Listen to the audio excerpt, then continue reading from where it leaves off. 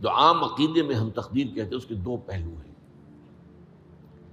ایک پہلو ہے ما اصاب علی الانسان، جو کچھ انسان پر آتا ہے مصیبت، جیسے ابھی آیت میں نے پڑھی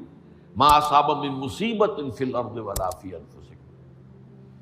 ہم ہر وقت صدمے ہیں، کوئی تکلیف آ گئی، کوئی مصیبت آ گئی، کوئی بیماری آ گئی، کوئی حادثہ ہو گیا،